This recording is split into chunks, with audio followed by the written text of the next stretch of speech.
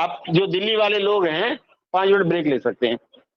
ये मैडम जा रही हैं चुनाव आयोग के कार्यालय में, इलेक्शन कमिश्नर ऑफिस में, उधर देखिए, चुनाव आयोग के कार्यालय में ज्वाइन करने जा रही हैं। और एक बार अभिनंदन तालियों के साथ। ठीक है, आप ही लोगों में से एक है दिल्ली चले। टाइम से प्रिपेयर कर रही थी एग्जाम के लिए। मैं बात करा देता हूँ आप लोगों से। ये लीजिए टाइम। हेलो, हाँ बोलिए। जी आप कितने टाइम से कर रही थी? 3 साल से।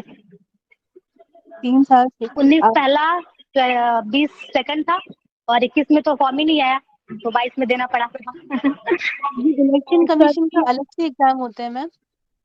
नहीं, वो इलेक्शन कमीशन अलग से नहीं होता है, राजभाषा विभाग है ना जी, तो राजभाषा विभाग हमारा कैडर है, तो वो कैडर से हम लोग को अलग अलग डिपार्टमेंट में मंत्रालय में भेजा जाता है। ओके। और थोड़ा इसका प्रोसीजर बता पाएंगे क्या? हम लोग थोड़े से लेकर अनअवेयर है अभी। कैसे किया था मतलब?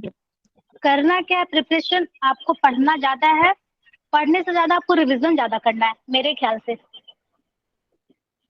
कितना क्या होता है कि लोग पढ़ते चले जाते हैं और वो सोचते हैं कि हम तो बहुत गेन कर चुके हैं, लेकिन ऐसा कुछ नहीं होता है। जब तक रिवीजन आप नहीं करते तब तक उनको लगता है आप कुछ गेन ही नहीं कर पा रहे हैं। सर के नोट्स वगैरह से पढ़ते थे, अलग से भी कुछ पढ़ा था आपने? उनको तो लगता है सर का नोट्स इनफ है, ज्यादा ही है। तो मतलब सर का नोट से अगर कोई पढ़ लिया तो कुछ बचना ही नहीं है कहीं से भी नहीं कुछ भी एसओ हुआ या आपका मतलब कोई भी हुआ, आईबीपीएस हुआ या एसएससी हुआ, कुछ भी नहीं बचेगा। बहुत अच्छा है, मतलब इस हिसाब से करिए, ऐसे करिए, वैसे करिए। मतलब हम और जगह भी पढ़े हैं ट्यूशन, लेकिन सर के जैसा हमको कहीं नहीं मिला, हम सही बता रहे हैं। और शायद ये भी हमको लगता है, और पहले आते तो शायद 1 साल पहले ही मेरा हो गया था तो अगस्त में आने वाला है। क्वेश्चन प्रिपेयर करके रखते हैं आपसे पूछने के लिए, अभी तो कुछ दिमाग में ही नहीं आ पा रहा है। कोई बात नहीं है, सर से नंबर ले लीजिएगा, पूछते रहिएगा जब मन करे तब ऐसा थोड़ी है कि हम जवाब नहीं देंगे फिर। जी जी जी, नहीं मैं तो दिल्ली में ही रहती हूँ, अगर आप आएंगे तो फिर देखते हैं। हाँ एकदम। आप लोग का जैसे भी हम भी थे, कभी ऐसे ही परेशान रहा करते थे। कोई मिल जाए उससे पूछ ले, हम कोई मिल जाए उससे पूछ ले कैसे वो किया, कैसे वो किया, कुछ तो अलग किया होगा, ऐसा फील होता था हमको भी। हम समझ सकते हैं इसलिए आप लोग की बातों को।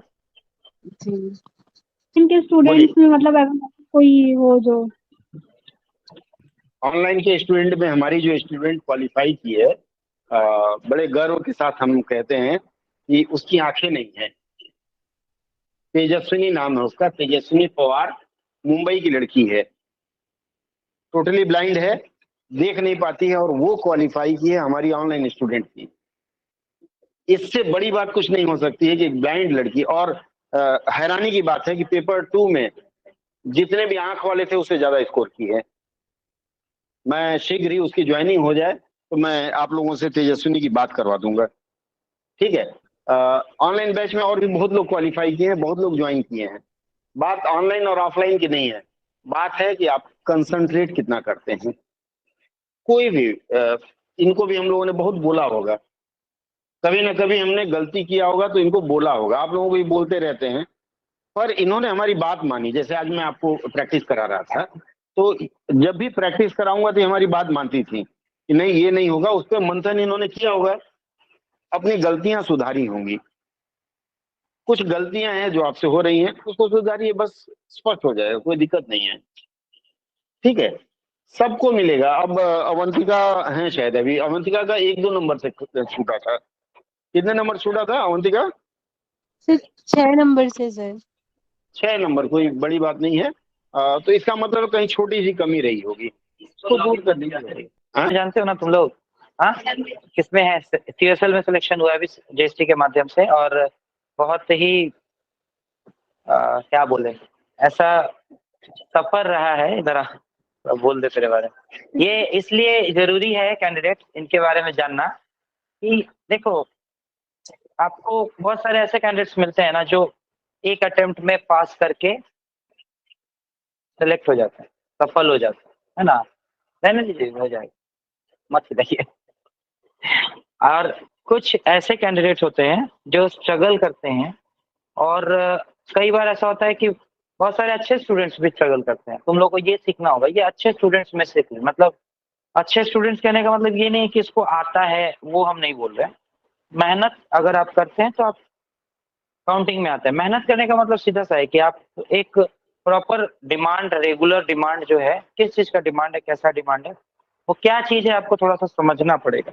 लीजिए हम लोग इधर आ जाते हैं, मत छेड़िए इसको, नहीं तो फिर गड़बड़ हो जाएगा।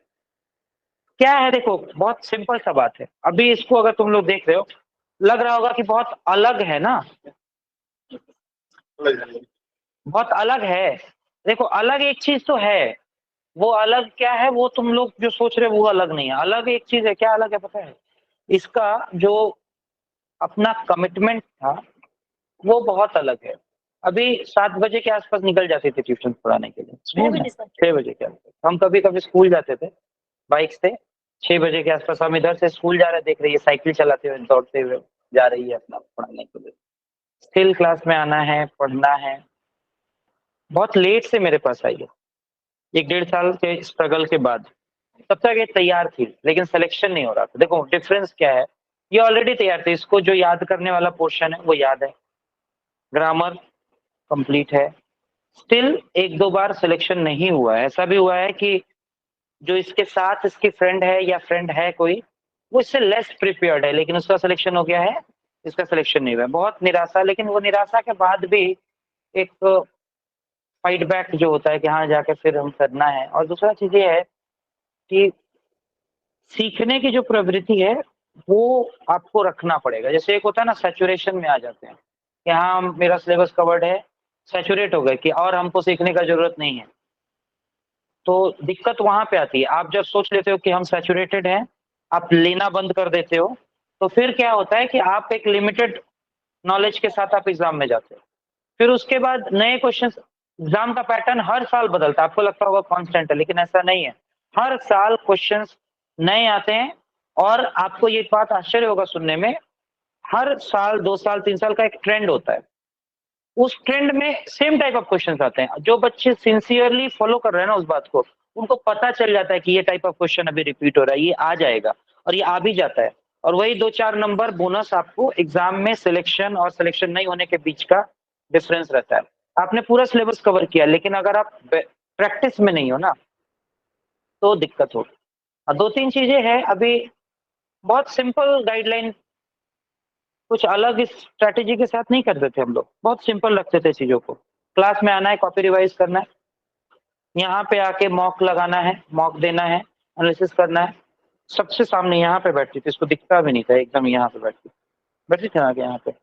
और उस समय कितना बार ऐसा फेज आया है, कई बार टूटी है, बगल वाले का हो गया है, ये रुक गई है, लेकिन हमको तो पता है कि ये निकलेगी, निकलना ही है। अभी आप लोगों में भी बहुत सारा ऐसा कैलिबर है कि होना ही है। तो आपका एक एग्जाम पास करना नहीं करना, बार बार बोलते हैं, वो आपको डिफाइन नहीं करता।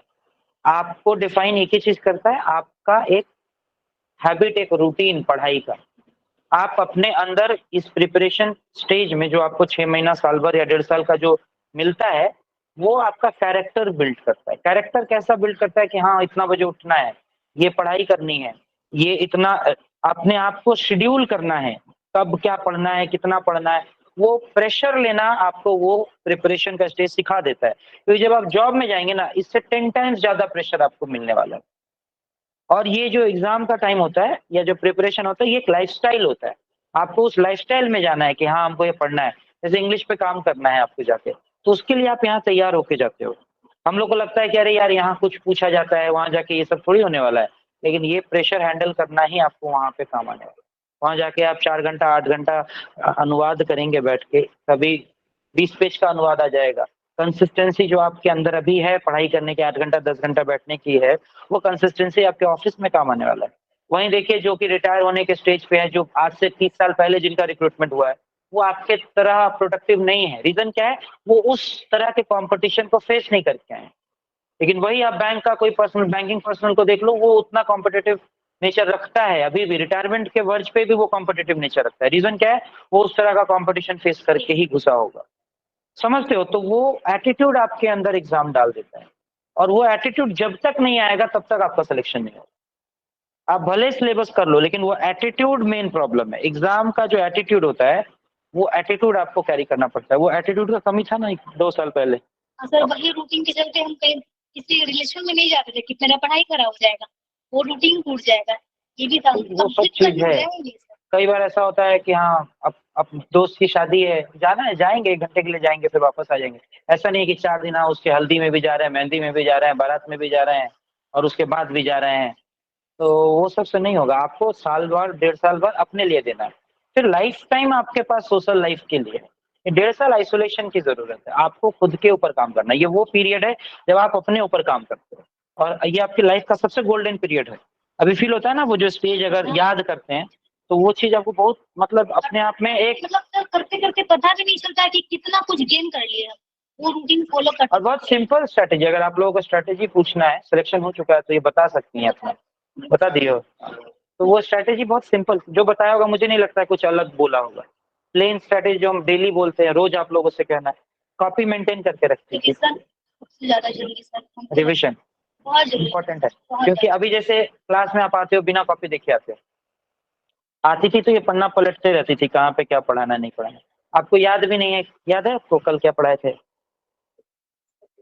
याद है? ये हम लोगों को ये एटीट्यूड की इशू है। आपको वो जो पर्सनालिटी चाहिए ना, जिससे आप कॉम्पिटिटिव एग्जाम पास करते हो, उसमें एक चेंज लाने की जरूरत होती है। वो कंसिस्टेंसी आपको क्रिएट करना है। देखो कोई बहुत बड़ा सिलेबस नहीं है, ना ही टफ है। एक आसान सा सिलेबस आपको दिया जाता है, जिसको आप आराम से 3 महीने में कवर कर सकते हो। दिक्कत माइंडसेट का है। अगर आप माइंडसेट प्रॉपर लेके आ पा रहे हो, तो वोकैबुलरी है, याद कर लेंगे, रिविजन में रखेंगे। ग्रामर है, ग्रामर तो मुझे नहीं लगता है कि क्लास में बैठने के बाद कोई ऐसा स्टूडेंट है जिसको ग्रामर समझ में नहीं आता हो। ऐसा तो नहीं है, है क्या? कोई भी ऐसा बच्चा आप लोगों को ग्रामर आता ही है, समझ में आ जाएगा। तो मुद्दा बस वही है। तीसरा एक सेक्शन आप लोग का ड्राफ्टिंग, थोड़ा राइटिंग प्रैक्टिस आपको करना है। कम से कम ऐसे लिखना या अनुवाद करना, ये ड्राफ्टिंग आपको आते आते आ जाएगा धीरे धीरे। अभी क्या एक आप एक ऐसे लिखोगे या एक अनुवाद करोगे तो अच्छा होगा, ये नहीं है। इसका ही कितना ऐसे हम काट देते थे, लिख के लाते थे, काट देते थे पूरा, ये बहुत गंदा लिखा हुआ। धीरे धीरे धीरे धीरे लेकिन लिख के आती थी। हाँ, इसको चेक करिए। वर्ष पे जाके जब एग्जाम आगे आया, तो धीरे धीरे धीरे धीरे करके बहुत इम्प्रूव हुआ, है कि नहीं? पेपर 2 का मार्क्स हालांकि इस बार अच्छा नहीं था, किसी का अच्छा नहीं था, लेकिन वो तो सबके लिए खराब था ना। सर मेरा अगली बार दिया था। ऑब्वियसली बात है, खराब करेगा वो लोग का। तो एक्सपेक्टेशन अभी हाई है कि आप पेपर 2 बहुत ऊपर लिखना है, समझ में आ रहा है? तो इसलिए ऑल द बेस्ट आगे के लिए, है ना। आगे का जर्नी का भी स्टार्ट हुआ है, अभी एक ही सिलेक्शन है। अभी एफसीआई में भी सिलेक्शन हुआ है, एफसीआई छोड़ दी है, नहीं ज्वाइन करेगी, और अभी जीएसटी ज्वाइन कर रही है। इसके बाद फिर अभी और भी बहुत सारा कुछ है ना। सर वाला सोच रहा अभी आप थोड़ा ऊपर जाना है। सबको मौका मिलना चाहिए सर, ये भी बात है ना। नहीं ऐसा मिलेगा, गाली नहीं देगा कोई, ऐसा कुछ नहीं है। आपको जब तक आप एलिजिबल हो आप एग्जाम देते रहिए, ठीक है। और जिसकी आप काबिलियत आप लोगों की है ना, आपको इनको बीट करना है अब एग्जाम में जाके, तो आपको इससे ज्यादा अच्छा करके लेकर आना। तो ये तो अपना चैलेंज है, इसमें किसी को पीछे थोड़ी, ठीक है। चलो ऑल द बेस्ट, ठीक है।